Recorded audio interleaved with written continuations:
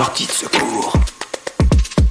Régis, bonjour. Où est-ce que tu te trouves et qu'est-ce que tu fais dans la vie? Oui, ben donc moi je suis photoreporter. Je travaille essentiellement avec les ONG et là je suis en confinement chez moi. Et où est chez toi? Chez moi, c'est quelque part en Belgique, dans le sud, à Namur. C'est une petite ville qui est juste à côté de deux fleuves, la Meuse, qu'on connaît bien en France, et la Sambre. Tu cours le monde habituellement, tu es un vrai globe-trotter. Comment est-ce que tu vis ton confinement? Ben, c'est assez particulier puisque moi, toutes les 2 semaines à peu près, je prends des avions. Mais par contre, quand je rentre en Europe, je suis fort chez moi à réaliser toute la post-production pour les ONG. Et donc, c'est très bizarre parce qu'à la fois, on sent bien que tout est arrêté. Et en même temps, ben, il n'y a pas une grande variation pour moi au quotidien. En tout cas, mon quotidien européen n'est pas très différent de ce qu'il est habituellement. Et par contre, sur le fait de la mobilité, on est directement impacté. C'est-à-dire qu'on ne sait plus travailler, on ne peut plus travailler. Le travail qu'on fait, nous, est un travail de présence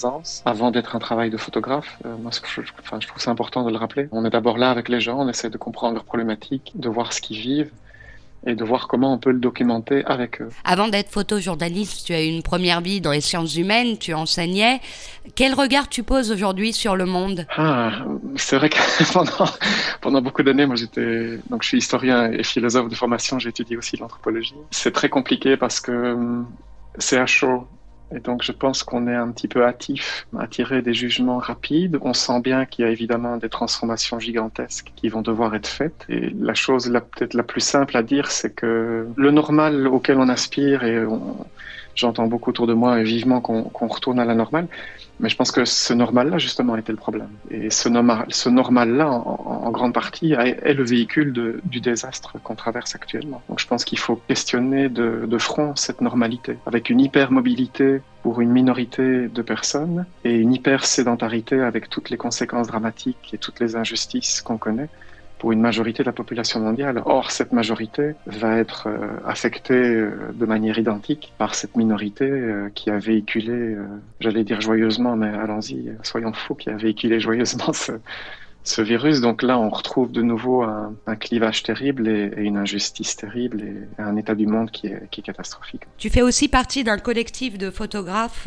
pour lequel les temps sont durs. Est-ce que tu veux nous en parler? Oui, donc moi je suis membre d'une coopérative qui s'appelle Smart, qui est assez connue en Belgique. Et dans cette coopérative, on a un sous-groupe de photographes. Et c'est vrai que pour nous, c'est assez compliqué. Donc, on essaye de se débrouiller comme on peut. On est tous des freelances, des indépendants, avec un statut quasi d'intermittent qui est peut-être plus connu pour vous en France.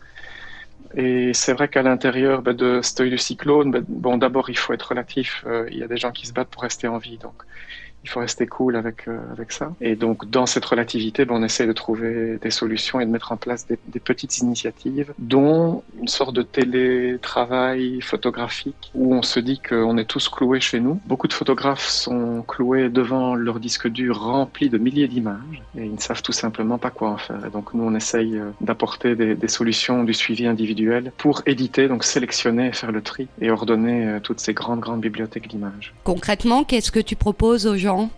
Alors concrètement, moi je propose un suivi individuel qui se fait par vidéoconférence. C'est 3 séances d'1 heure et ces 3 séances d'1 heure à raison de 1 séance par semaine. Donc c'est 3 semaines de travail ensemble où en fait moi je vais venir intervenir sur l'organisation, l'archivage et aussi toutes les techniques de sélection des bonnes images pour éviter en fait d'avoir des masses parfois gigantesques de photos qui posent problème parce qu'on ne sait plus trop comment les regarder et puis qui peuvent aussi poser des problèmes d'archivage et donc de sécurité en fait parce que déplacer des grands blocs c'est parfois très problématique entre les disques durs. Merci beaucoup Régis, tu nous donnes des nouvelles très rapidement? Oui, mais merci à vous en tout cas, merci et courage à vous. Sortie de secours.